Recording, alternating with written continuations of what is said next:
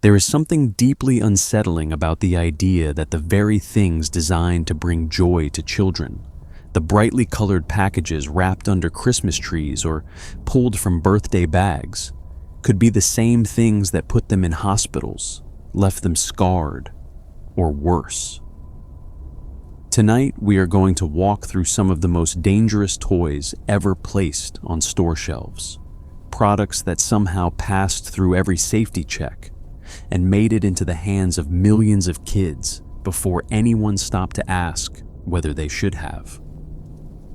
For as long as there have been backyards in America, there have been games played in them. Horseshoes, badminton, croquet. Simple, wholesome games that families would pull out at cookouts and birthday parties. Games where the worst thing that could happen was maybe a stubbed toe or a bruised ego. But in the latter half of the 20th century, one particular backyard game managed to distinguish itself not just as a pastime, but as a genuine weapon.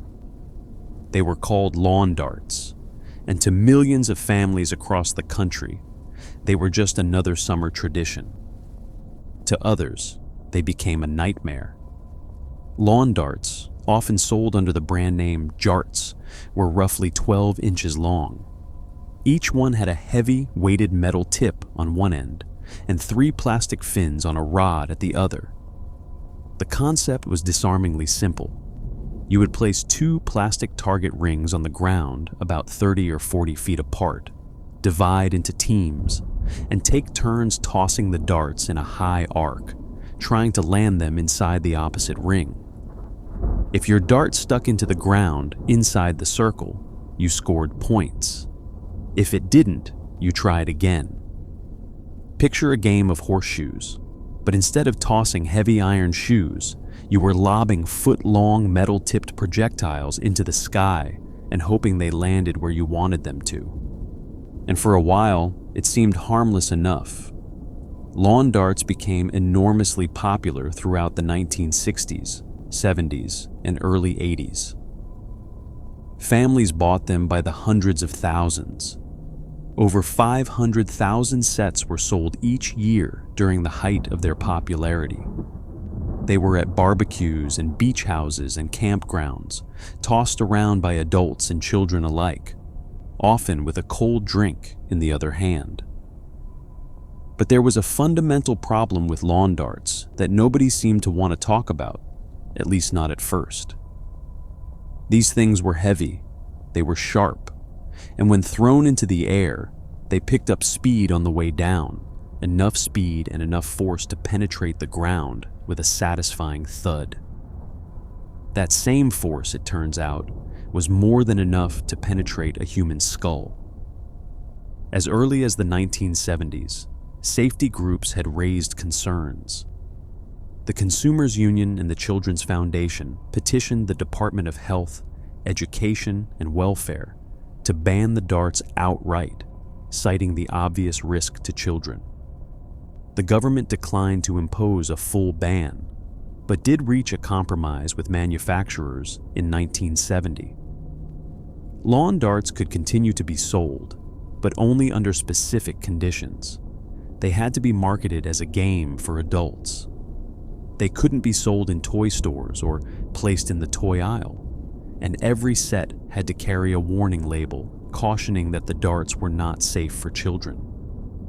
On paper, that sounded reasonable. In practice, it was almost meaningless. Because once a set of lawn darts made it into a home, there was no warning label on Earth that could keep a curious child from picking one up. And that is exactly what happened, over and over again. Between 1980 and 1988, more than 6,000 Americans were treated in emergency rooms for injuries caused by lawn darts. Over 80% of those victims were under 15 years old. Half were under 10. Most of the injuries were to the head, face, eyes, or ears, and many resulted in permanent damage. 3 children were killed. The first 2 deaths occurred in the early 70s. But it was the third that finally changed everything. On April 5th, 1987, a 7-year-old girl named Michelle Snow was playing with dolls in the front yard of her family's home in Riverside, California. In the backyard, her brother and a friend had found a set of jarts in the garage and were tossing them around.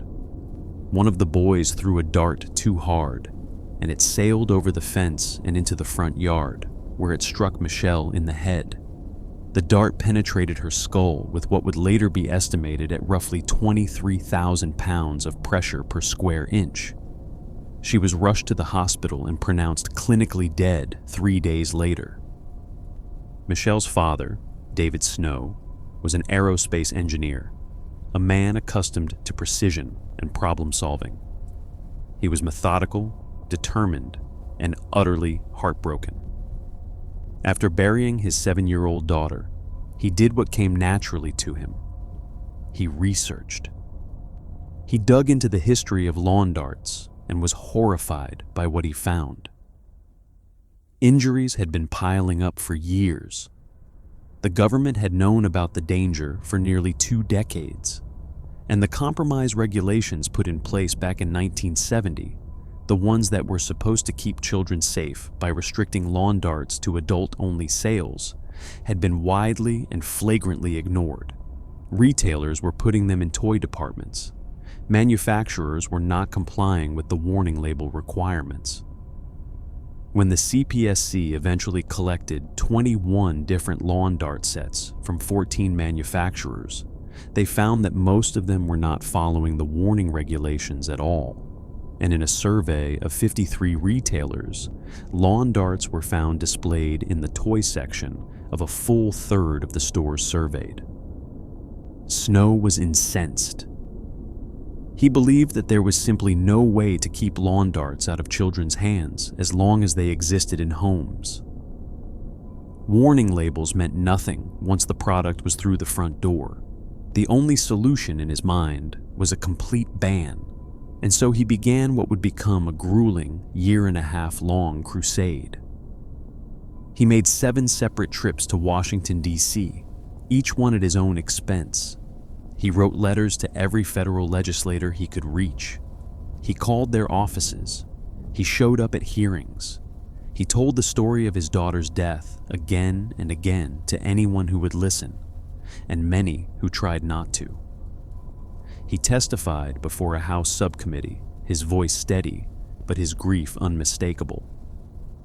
He pressured the CPSC to reopen its investigation, and when they did, they separated lawn dart injuries from general dart injuries for the first time, revealing that the true scope of the problem had been hidden in the agency's own data for years. The fight was exhausting, and at times it seemed futile. The sporting goods industry pushed back, arguing that a ban was excessive given the relatively small number of fatalities. But Snow kept at it, kept making calls, kept booking flights to Washington, and then, during the very week that the Consumer Product Safety Commission was preparing to vote on whether to reinstate the ban, an 11-year-old girl in Tennessee named Amy Herron was struck in the forehead by a lawn dart thrown by her cousin. She was rushed into emergency surgery that lasted 8 hours, and doctors had to induce a deep coma to prevent her brain from swelling. On October 28, 1988, with Amy still lying unconscious in a hospital bed, the CPSC voted 2-0 to ban the sale of all lawn darts in the United States. Senator Albert Gore Jr., who had sponsored the legislation, called the toys lethal weapons. David Snow, speaking to reporters after the ruling, said simply that his 1.5-year struggle was finally over, that he had made 7 trips to Washington and gotten blisters on his feet, but that he just kept at it, and at least now he could say he kept his promise to his little girl. Lawn darts were removed from store shelves the week before Christmas of that year. Even so, the ban did not include a recall of sets already purchased, and the CPSC pleaded with the public to destroy their old darts. Some people listened, many didn't. In 1997, nearly a decade after the ban, a 7-year-old boy in Elkhart, Indiana, was injured when a dart from an old set pierced his skull. The CPSC issued another warning, reminding the public that lawn darts were banned and urging anyone who still had a set to destroy them immediately. Now, if you think the idea of handing children foot-long metal projectiles sounds reckless, consider what the A.C. Gilbert Company thought was an appropriate Christmas gift for kids in 1950. Because in that year, the same company that gave the world the beloved Erector set decided to go a step further. Way, way further. They released the Gilbert U-238 Atomic Energy Laboratory, a toy science kit designed to let children create and observe nuclear reactions using real radioactive material. And no, that is not a joke. The kit was the brainchild of Alfred Carlton Gilbert, an American inventor, businessman, and former Olympic athlete who believed deeply that toys should be educational. Gilbert had even been dubbed the man who saved Christmas during World War I, when he successfully persuaded the government not to ban toy purchases during the holiday season. His toys were always about building character, inspiring scientific curiosity, and nurturing future engineers. And so, in the spirit of Cold War-era atomic enthusiasm, Gilbert decided that what America's children really needed was hands-on experience with uranium. The Gilbert U-238 Atomic Energy Lab came in a suitcase-sized kit and retailed for $49.50, which adjusted for inflation would be over $500 today. It was, without question, the most elaborate and expensive science kit available to consumers at the time.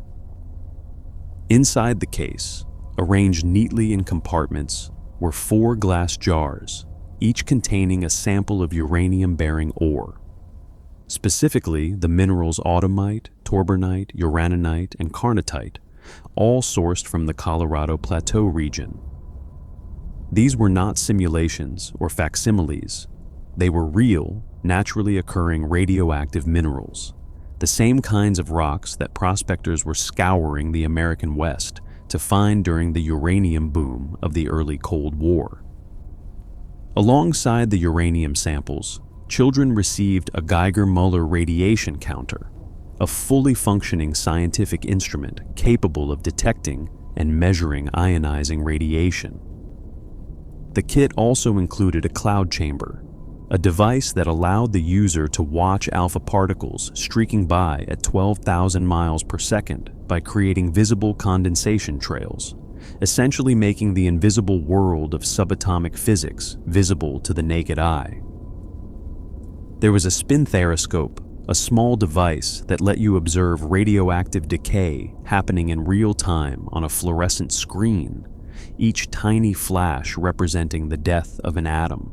And there was an electroscope for measuring the radioactivity of different substances in the set. But the educational materials were perhaps even more remarkable than the instruments themselves. The kit included a 60-page instruction manual written by Dr. Ralph E. Lapp, a nuclear physicist who had worked on the Manhattan Project. There was a comic book titled "Learn How Dagwood Splits the Atom," featuring the bumbling comic strip character Dagwood Bumstead and his family, created with input from General Leslie Groves, the military director of the Manhattan Project itself, and John R. Dunning, the physicist who helped verify uranium fission. The set even included a government publication from the Atomic Energy Commission and the U.S. Geological Survey titled "Prospecting for Uranium," which, yes, actively encouraged children to venture outdoors and search for radioactive rocks in the wild. The manual stated the kit could fuel up to 150 unique experiments. It was, in every sense, a miniature nuclear laboratory marketed to grade schoolers.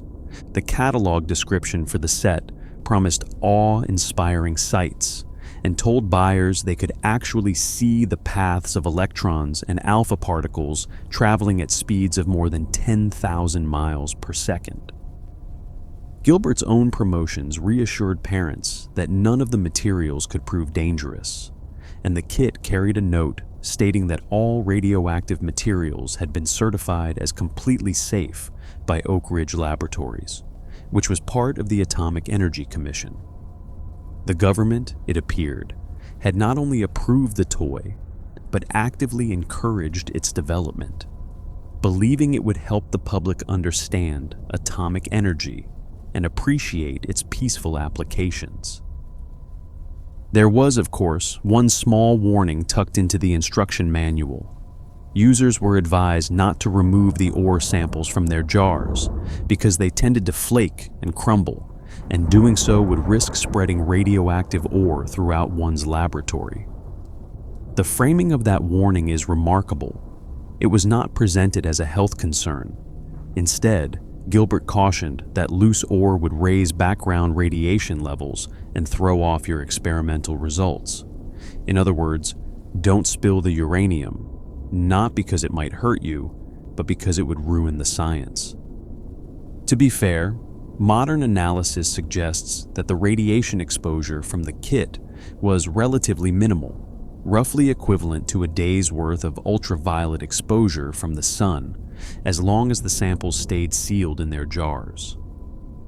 But that is a significant caveat when your customer base is made up of 10-year-olds.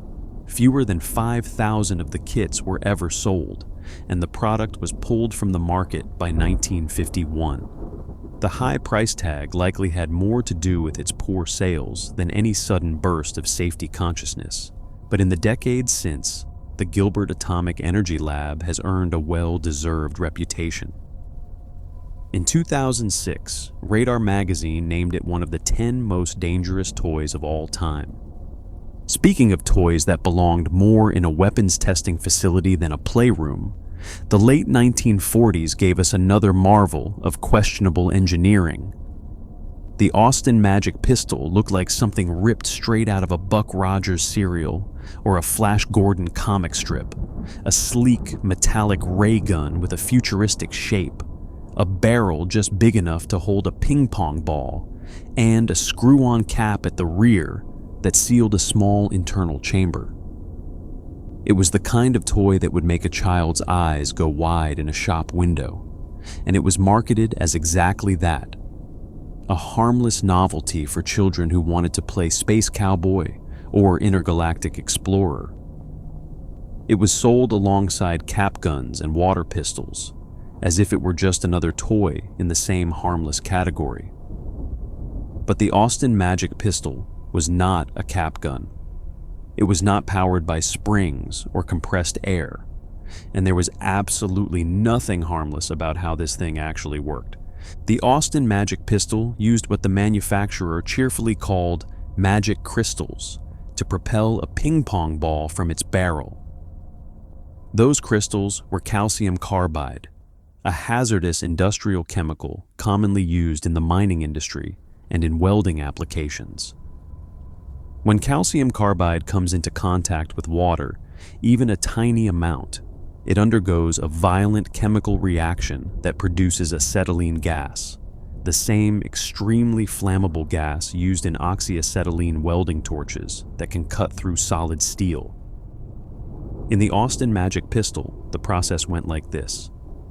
You would place a small amount of the calcium carbide crystals into the chamber at the rear of the gun, add a few drops of water through a small port, and then screw the end cap back on. The calcium carbide would immediately begin reacting with the water, rapidly filling the sealed chamber with volatile acetylene gas. When you pulled the trigger, a flint mechanism inside the gun would produce a spark that ignited the gas, creating a small but genuine explosion that launched the ping pong ball out of the barrel with startling velocity and a deafening bang. A bang that the toy's own advertising copy proudly compared to the sound of a .45 caliber pistol or a 12-gauge shotgun. The explosion also produced a sizable fireball at the muzzle, a jet of flame that shot out the front of the gun along with the ping pong ball. The toy's advertisements boasted that it could fire a ball up to 70 feet or more, and even allowing for typical manufacturer exaggeration, the muzzle energy required to propel something as light and aerodynamic as a ping pong ball, that distance was considerable. There were a couple of problems that the cheerful advertisements neglected to mention. First, calcium carbide is extremely dangerous to handle. Getting even a small piece of it wet, say from a drop of saliva or a sweaty palm, could trigger a reaction that sent fragments flying, and if any of that material got into a child's eye, the result could be permanent blindness. Second, there was absolutely nothing stopping an enterprising child from adding more calcium carbide and water than recommended, which would create a larger explosion. And third, the screw-on end cap at the rear of the gun was not exactly what you would call structurally sound. Reports surfaced of the cap blowing off during firing, sending a blast of burning acetylene gas directly into the face of the child holding the gun. Hundreds of children were burned. The pistol was eventually pulled from the market in the mid-1950s, and today it is classified as an actual firearm in many states due to its use of a chemical explosion to propel a projectile. And yet, original Austin Magic pistols remain some of the most sought-after collectibles in the vintage toy market. Those same decades, the 1950s and 60s, seemed to operate under the assumption that children were basically indestructible. Nowhere is this more evident than in Mattel's legendary Creepy Crawlers Thingmaker, a toy that essentially turned every kid's bedroom into a tiny, unregulated plastics factory. Introduced in 1964, the Creepy Crawlers Thingmaker was one of the most popular toys of its era, selling millions of units throughout the 1960s and into the 70s. The concept was born from Mattel's earlier Vac-U-Form toy, which used heat and vacuum pressure to mold plastic sheets. Someone at the company had the idea to adapt that technology into something more targeted, something more visceral, and the result was the Thingmaker. The kit came with a set of beautifully detailed die-cast metal molds, each one shaped like a different bug, spider, snake, or creepy creature. There were molds for ants, beetles, scorpions, centipedes, and all manner of things designed to make parents squirm. Alongside the molds was a small electric oven called the Thingmaker, and several bottles of liquid plastic known as Plastigoop, which came in a rainbow of colors, vibrant greens, yellows, reds, and pinks, each promising a different kind of rubber creature. The idea was that children would pour the colorful Plastigoop into the metal molds, place them onto the Thingmaker's exposed hot plate, and wait for the liquid to cook and solidify into rubbery, flexible bugs they could then peel out and play with. The finished creatures were genuinely cool, stretchy, and colorful, and endlessly customizable, and kids went absolutely wild for them. The line eventually expanded into over 15 themed varieties, including Creeple People for making humanoid figures, Fighting Men for toy soldiers, Fun Flowers for decorative items, and even an edible version called Incredible Edibles that used a special formula called Gobble de Goop that was supposedly safe to eat. The problem was everything that happened between opening the box and holding the finished product. The Thingmaker's hot plate reached temperatures of 400 degrees Fahrenheit. To put that in perspective, water boils at 212 degrees. The Easy Bake Oven, which itself would later be considered dangerous, only reached about 350 degrees, and it at least had some enclosure around its heating element. The Thingmaker had none of that. There was no enclosed heating chamber, no safety guard, no protective housing, and no automatic shutoff. It was simply an exposed electric surface that got screaming hot and stayed that way for as long as it was plugged in. The metal molds, once heated, became searing to the touch. There were no insulated handles, no oven mitts included in the set, nothing but a pair of small metal tools that children were supposed to use to pry the scorching molds off the hot plate, and then carefully peel the still warm plastic goop creatures out of them. Burns were not occasional mishaps. They were practically a guarantee. Speak to anyone who grew up with a thing maker in the 60s or 70s, and they will tell you, with a mixture of nostalgia and disbelief, that getting burned was simply part of the experience. Children burned their fingers on the hot plate. They burned their hands on the molds. They dripped scorching liquid plastic on their skin and on their carpets. And the injuries went beyond simple surface burns, because the plastic goop itself, when heated, released noxious chemical fumes that filled whatever room the toy was being used in. Children were essentially sitting in a cloud of heated plastic vapor while they played, and many of them did so for hours at a time, completely unsupervised.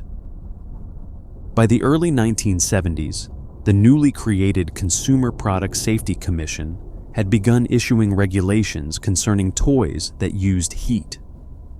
Mattel's own product safety manager would later acknowledge that the thing maker was discontinued specifically because it involved heat.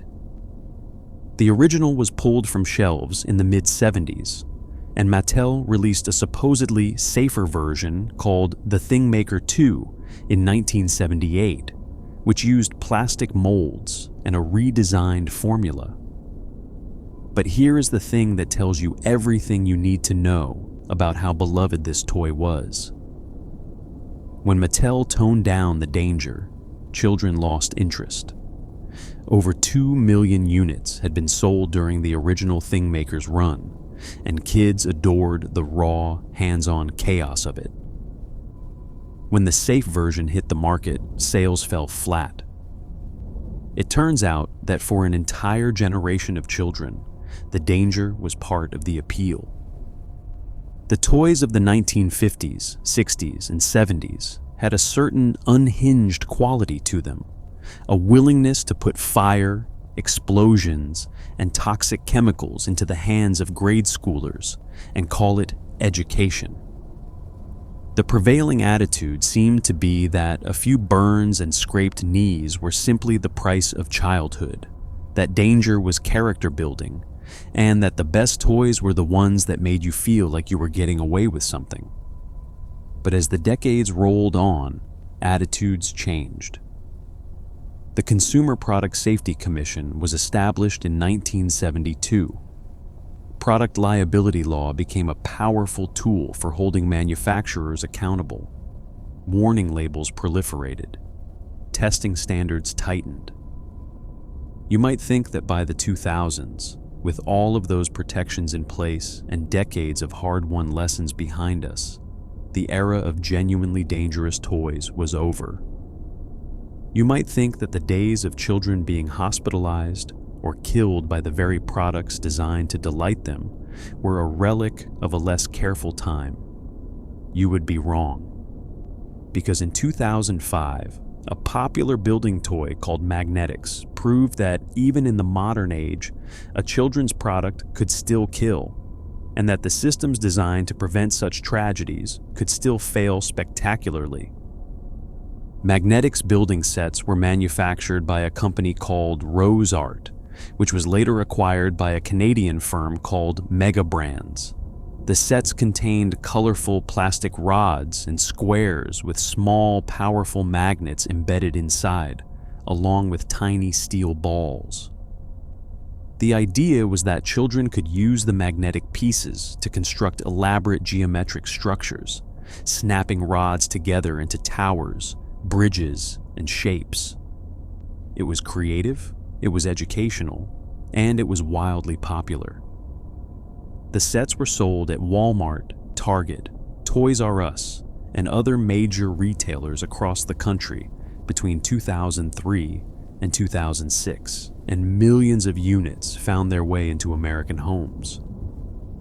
But there was a critical flaw in the design that no one seemed to notice, or at least no one seemed willing to address. The plastic pieces that housed the magnets were not securely sealed. Over time, and sometimes immediately, the small, powerful magnets would pop free from their plastic casings. They were tiny, about the size of a popcorn kernel, and they rolled easily across floors, disappeared into carpet fibers, and hid under furniture. In a household with toddlers and young children, these loose magnets were invisible landmines. And what happened when a child swallowed one was unlike anything caused by a typical choking hazard. If a child swallowed a marble, or a button, or a coin, the object would almost always pass through the digestive system within a few days. Uncomfortable, perhaps, but rarely dangerous.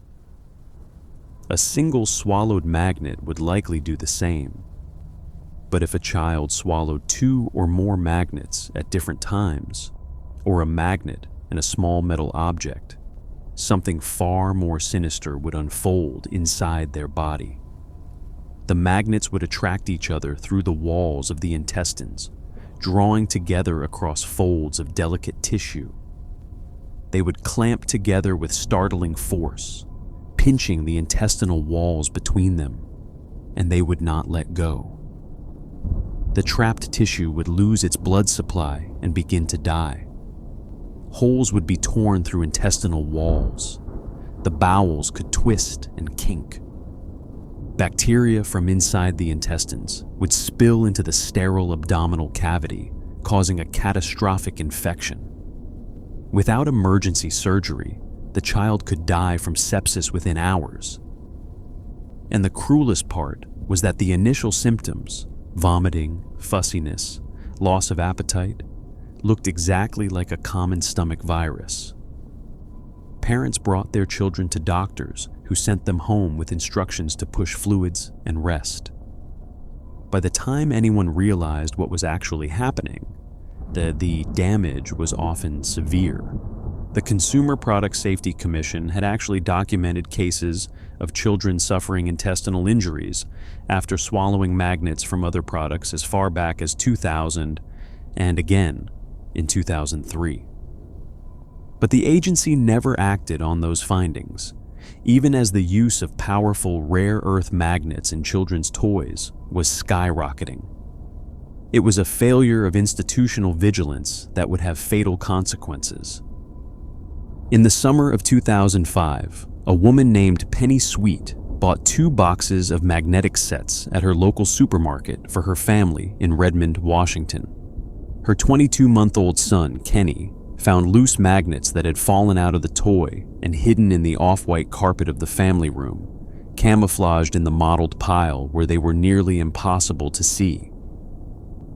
He swallowed them. Nobody knew. The symptoms that followed looked like a common stomach bug, vomiting and fussiness, the kind of thing any toddler might experience. Penny took him to the doctor. He was sent home. But inside Kenny's small body, the magnets had found each other across the walls of his small intestine, clamping together with enough force to twist and rupture the tissue between them. Bacteria spilled from his ruptured intestine into his abdomen, causing a devastating and rapidly spreading infection. On Thanksgiving Day, 2005, Kenny Sweet died. He was 22 months old. An autopsy would later reveal that he had swallowed 8 tiny magnetic pieces. The family later found more loose magnets stuck to the underside of their vacuum cleaner. What made Kenny's death even more tragic was that it was preventable. Before Kenny died, at least 3 other children had suffered life-threatening intestinal injuries from swallowing loose Magnetix magnets, and word of at least 2 of those injuries had reached Rose Art's parent company. Parents had been calling in complaints for months, reporting that magnets were falling out of their Magnetix sets. One preschool caretaker had called the CPSC's safety hotline and begged them to take action after a child in her care nearly died. Just 3 weeks before Kenny's death, Rose Arts Division signed for a certified letter from the CPSC alerting them to another child injured by a Magnetix toy, a 4-year-old boy in California who had required emergency surgery after 3 magnets tore a hole in his bowels. But the company claimed the letter didn't raise a flag.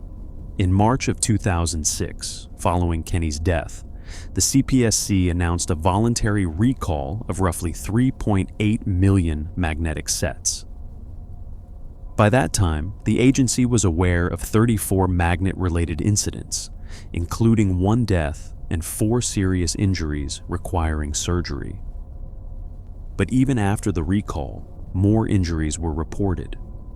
By 2007, at least 27 children had suffered serious intestinal injuries from loose Magnetix magnets.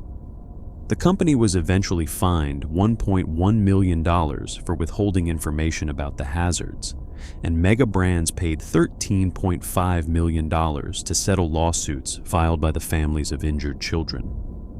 If the Magnetix story showed that modern toy companies were still capable of putting dangerous products in children's hands and then dragging their feet when things went wrong, the story of Aqua Dots proved something even more disturbing.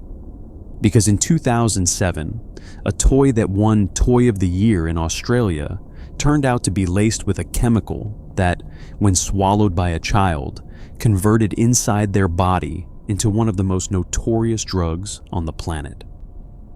Aqua Dots, known as bindies in Australia, were small, colorful craft beads that kids could arrange into patterns and designs on a grid. Once the beads were in place, you would spray them with water, and the coating on the beads would activate a glue that fused them together, creating a permanent 3-dimensional design. It was a clever concept, hugely popular, and the toy was marketed to children as young as 4.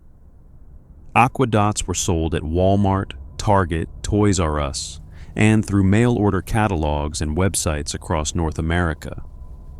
They were heavily advertised on television during children's programming. Toy experts placed them on their lists of must-have holiday toys for the 2007 season. In Australia, bindies was named the country's Toy of the Year. Everything seemed wonderful. Then children started getting sick.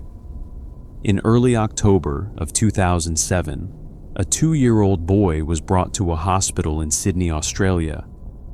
He had fallen into a coma and was suffering violent, seizure-like spasms. His parents were terrified. The doctors were baffled.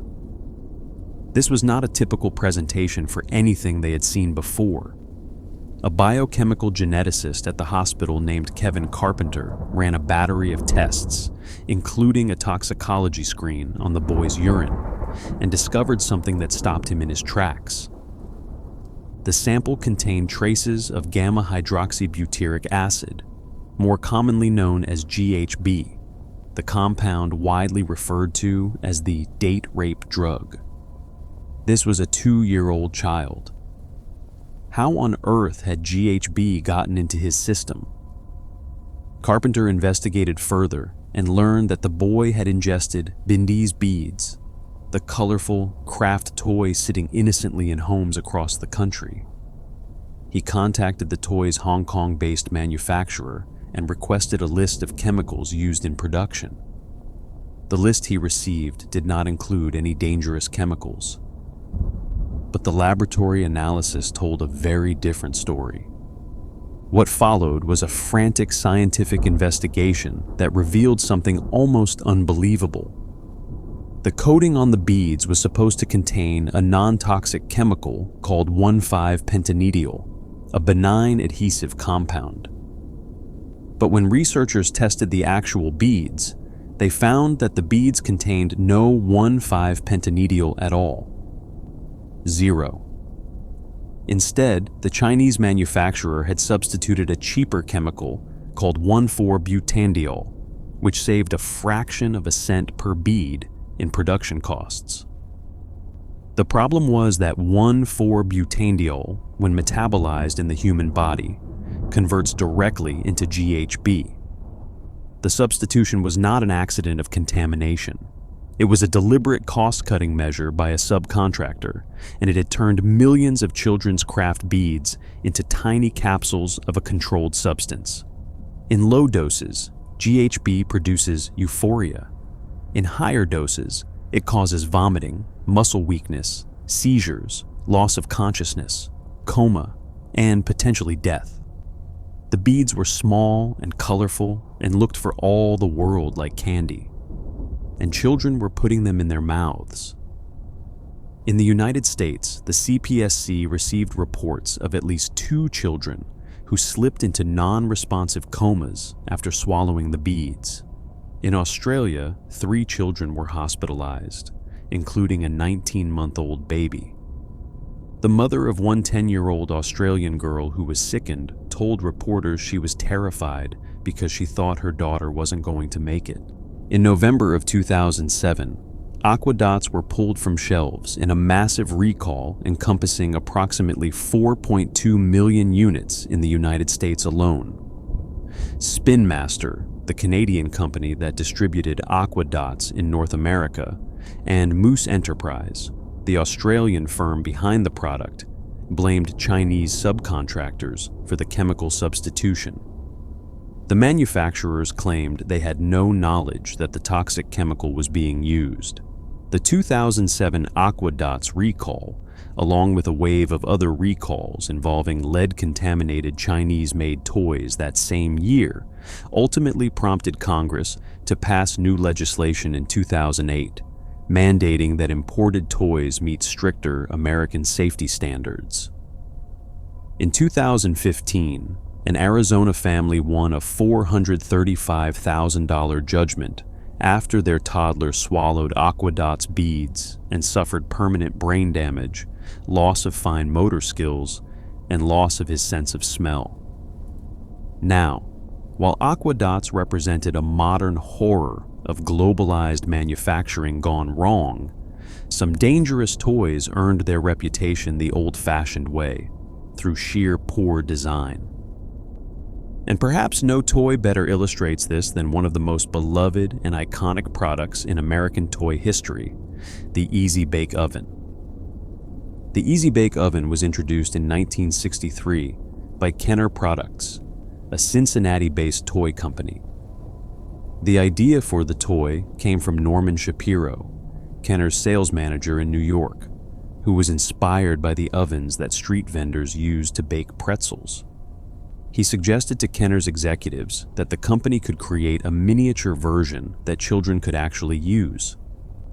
A team led by Research and Development Vice President James Kuhn brought the concept to life, and the result was a toy that quickly became one of the most popular and iconic products in American toy history.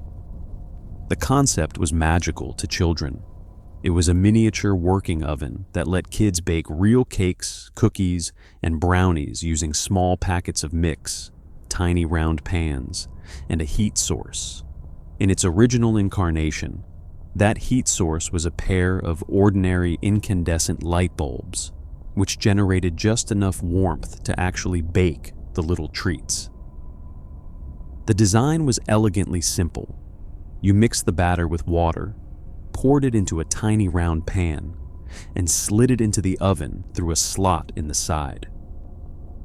When it was done, you pushed a new pan in from one end, and the finished cake would slide out the other side. It was charming, and, for the most part, reasonably safe. The light bulbs got warm, certainly, but the enclosure kept little fingers at a reasonable distance. Kenner sold 500,000 Easy Bake ovens in the very first year of production. By 1997, more than 16 million had been sold. The Easy Bake Oven was inducted into the National Toy Hall of Fame in 2006, and for nearly half a century, it had maintained a remarkably strong safety record. Then, that same year, everything changed. In 2006, Hasbro, which had acquired the brand years earlier, released a dramatically redesigned version called the Easy Bake Classic Oven. This new model represented a significant and ill-fated departure from the traditional design that had worked safely for decades. Instead of the sideways push-through loading mechanism and gentle light bulb heating, the new version featured a front-loading door that swung open, a real electric heating element instead of a light bulb, and a layout designed to look more like an actual kitchen range, complete with mock stovetop burners on top. It looked sleek and modern. It looked like a real oven. And that was precisely the problem. The front-loading opening was just wide enough for a small child's hand to fit inside, and the heating element could reach temperatures of 350 to 400 degrees Fahrenheit. There was nothing between the opening and the searing element but air. Within months of hitting store shelves, reports began flooding in. Children, some of them barely past toddler age, were inserting their hands into the oven's front opening and getting their fingers trapped against the scorching heating element inside. In February of 2007, Hasbro issued a voluntary recall and offered consumers a repair kit designed to prevent the entrapment hazard. But the repair kits didn't solve the problem. Over the following months, the company received 249 additional reports of children getting their hands or fingers caught in the oven, including 77 reports of burns. 16 of those burns were classified as second and third degree. And then came the report that made national headlines and changed the trajectory of the product forever. A 5-year-old girl suffered a burn so severe that the doctors had to partially amputate one of her fingers.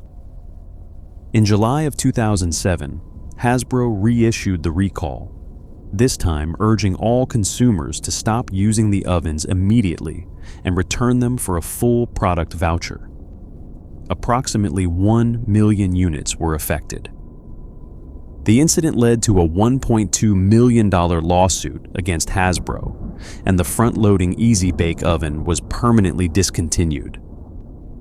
That same year, 2007, which was already shaping up to be one of the worst years in modern toy safety history, delivered yet another unsettling surprise.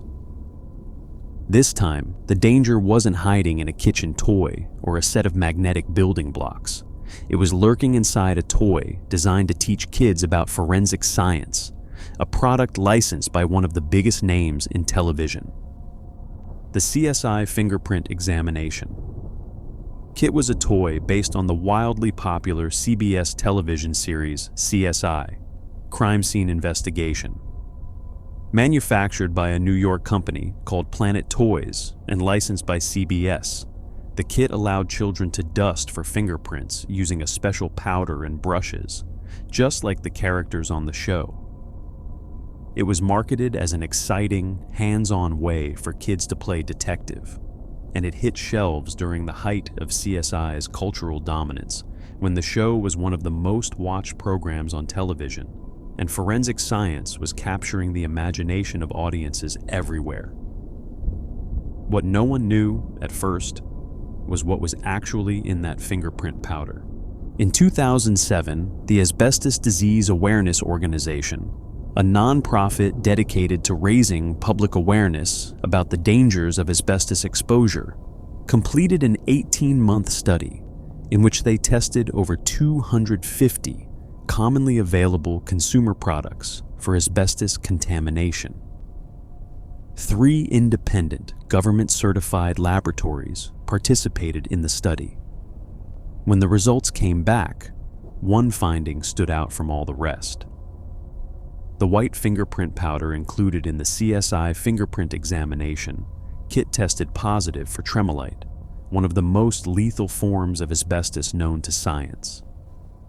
Tremolite is the same type of deadly asbestos fiber that contaminated a notorious mine in Libby, Montana, and killed scores of people in that community, many of whom never even worked in the mine itself. What made the CSI kit particularly alarming was the way children were instructed to use it. After dusting a surface with the powder, the directions told children to blow the excess powder away to reveal the fingerprints underneath. This meant that children were being instructed to create airborne asbestos dust and then lean in close enough to inhale it. A single exposure to tremolite asbestos can be sufficient to cause fatal mesothelioma or lung cancer decades later. The Environmental Working Group issued a letter describing the product as completely unacceptable and noting that any amount of this fiber in a children's toy, particularly in a powder that is certain to be inhaled, poses an unacceptable risk. In December of 2007, the Connecticut Department of Consumer Protection conducted its own testing, confirmed the presence of asbestos, and ordered an immediate statewide recall of the product. Planet Toys asked retailers to stop selling the fingerprint examination kit, but initially refused to halt sales of a related product, the CSI Forensic Lab Kit, which contained the same powder, and refused to voluntarily recall products already in consumers' homes. CBS, the television giant that had licensed the show's name for use on the toy, was also named in subsequent legal action. Planet Toys eventually went bankrupt, filing for Chapter 7 protection in 2009. A nationwide class action settlement was eventually reached, providing refunds to consumers who had purchased the kits. From fingerprint powder to flying projectiles, the 1990s had their own contribution to the catalog of dangerous toys. And unlike the brute force hazards of lawn darts or the chemical nightmares of earlier decades, this one came disguised as a fairy. Sky dancers were introduced by Galoob Toys in 1994, and they were enchanting. The toy consisted of a small, colorful doll fashioned to look like a fairy or ballerina, with stiff foam wings extending from her arms. The doll was placed feet first into a plastic launcher base, and when a child pulled a ripcord, the doll would spin rapidly and launch into the air, her wings acting like helicopter blades as she twirled upward. The effect was genuinely magical for children. Sky dancers flew 20 feet or more into the air, spinning gracefully before floating back down. They were an instant commercial sensation. Within a few years, the toy line had spawned numerous variations, a full animated television series, video games, and even a companion line marketed to boys called Dragonflies. At their peak, Sky Dancers were among the hottest toys of the decade. But the same feature that made Sky Dancers thrilling also made them deeply unpredictable, and as it turned out, genuinely dangerous. Once launched, there was absolutely no way to control where the doll went. The spinning trajectory was inherently erratic, governed by tiny variations in the pull speed, the angle of the launcher, the weight distribution of the doll, and even air currents in the room. Sometimes they flew straight up, as intended, and drifted gently back down like graceful little ballerinas. But often, terrifyingly often, they did something else entirely. They veered sideways. They shot horizontally across the room like a hard plastic missile. They ricocheted off walls, bounced off furniture, and if there happened to be a ceiling fan running overhead, the results were absolute chaos. The stiff foam wings, which felt soft and harmless when the doll was sitting still in your hand, became rigid rotary blades when spinning at high speed. And the body of the doll was hard plastic. A sky dancer traveling at full velocity hitting a child in the face was not a gentle tap. It was a genuine impact with real consequences. Between 1994 and 2000, the reports of injuries mounted steadily and grimly. The CPSC documented 170 reports of the dolls striking children and adults, resulting in 150 confirmed injuries. These were not minor bumps and scrapes. The injuries included scratched corneas and incidents of temporary blindness from dolls striking children directly in the eyes, broken teeth from facial impacts, deep facial lacerations severe enough to require stitches, a mild concussion, and, remarkably, a broken rib from a doll that struck a child in the chest with enough force to fracture bone. In June of 2000, the CPSC and Galoob, which had been purchased by Hasbro in 1998, announced a recall of approximately 8.9 million Skydancers and Dragonflies units. It was one of the largest toy recalls of its era. Galoob was later fined $400,000 by the CPSC for delaying the reporting of the toy's defects, a penalty that reflected the agency's frustration with the company's slow response to years of injury reports. Unlike many recalled toys that are eventually redesigned and relaunched, Skydancers never truly returned to the market in their original form. The fundamental design flaw, the unpredictable, high-speed spinning flight, could not be engineered out of the product without eliminating the very thing that made it appealing. And finally, there was one more toy from the 90s that earned its place in infamy, and this one was especially disturbing because it came from one of the most trusted names in the entire toy industry. It was a doll. A friendly, round-faced, soft-bodied doll that children had loved for over a decade. And in the fall of 1996, it tried to eat them. Cabbage Patch Kids had been an American institution since the early 1980s, a cultural phenomenon that transcended the toy aisle and became a genuine social event. When they first launched in 1983, the demand was so intense that shoppers literally fought each other in department stores, shoving and clawing to get their hands on the soft, round-faced dolls with their signature yarn hair and dimpled cheeks. Stores were mobbed. Inventory was wiped out within hours. Parents who couldn't find them in stores resorted to desperate measures, paying scalpers double or triple the retail price, driving hundreds of miles to stores in neighboring states, even camping overnight in parking lots. It was toy mania on a scale that America had rarely seen before. By 1996, more than 80 million of the dolls had been adopted by children around the world. That year, Mattel, which held the license to produce Cabbage Patch Kids at the time, introduced a new line called the Snacktime Kids.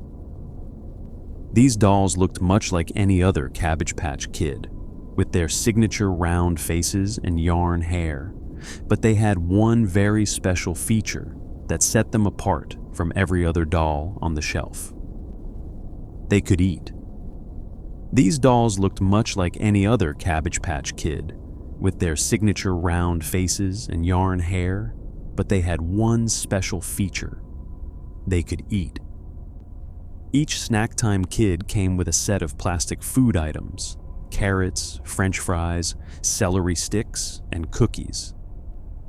When a child placed one of these plastic snacks into the doll's mouth, a battery-powered motor inside would activate, moving the doll's mechanical jaws in a chewing motion that pulled the snack inside.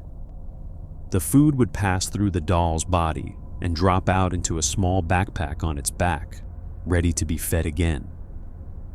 It was, according to Mattel's advertising, just like magic. The problem was that the motor did not discriminate between plastic French fries and anything else that got near those mechanical jaws.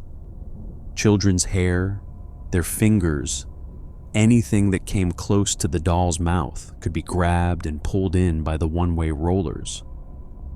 And critically, the Snacktime Kids did not have an off switch. The only way to stop the chewing mechanism was to remove the backpack from the doll's back, which would deactivate the motor. But in the panic of a child's hair being wound into a motorized mouth, finding and removing the backpack was not exactly intuitive. The stories started coming in almost immediately after the holiday season. A mother named Tammy Mize had bought the doll for her 3-year-old daughter, Carly.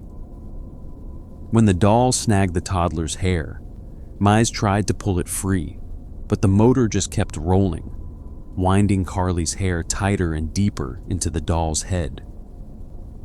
By the time it stopped, the child was completely bald down the back of her head, the hair ripped out from the roots. A 7-year-old named Sarah Stevens had her hair caught so badly that her family had to call 911. It took emergency responders over 30 minutes to dismantle the doll and free the little girl. Across the country, reports of the doll chomping on hair and pinching fingers piled up. By the end of 1996, 35 incidents had been reported to the CPSC, and after the stories hit the national news, that number climbed to roughly 100. Parents took to calling the Snacktime Kid the doll from hell, and at least one reporter compared it to Chucky from the horror film Child's Play. In January of 1997, Mattel, in cooperation with the CPSC, voluntarily withdrew the Snacktime Kids from all retail shelves and discontinued the line entirely. The company offered a full $40 refund to anyone who returned their doll. Approximately 500,000 units had been sold. But here is where the story takes an unexpected turn. Despite the recall, the panic, and the national coverage, only about 2% of the dolls were actually returned. Many families, it seems, decided to keep their hair-eating dolls. Whether out of fondness, disbelief, or the simple hope that keeping hair away from the mouth would prevent another incident, the vast majority of Snacktime Kids stayed right where they were, sitting in toy chests and on bedroom shelves across America. Every toy on this list started the same way, as someone's idea of fun. A backyard game, a science experiment, a craft project, a flying fairy, a friendly doll that ate pretend snacks. They were wrapped in bright packaging and placed under trees, handed across birthday tables, and pulled from shopping bags by excited parents who only wanted to see their children smile. And yet each one of them carried a hidden cost, a flaw that only became visible after the damage was done, after the emergency room visits, after the surgeries, after the funerals. The real story here is not just about bad design or negligent companies, though there is plenty of both. The real story is about the immense trust we place in the things we give to children, and how devastating it can be when that trust is broken. It is about companies that knew their products were hurting people and delayed action to protect their bottom line. It is about government agencies that were too understaffed or too timid to act until children had already been buried. And it is about a simple truth that every parent understands, but that the toy industry has sometimes been slow to learn, that when you put something in the hands of a child, you had better be certain it belongs there. If you found this video as unsettling as I found it to tell, do me a favor. Hit that like button, subscribe to the channel, and leave a comment with the most dangerous toy you remember from your own childhood. I would love to hear your stories. Until next time, sleep well, and thank you for listening.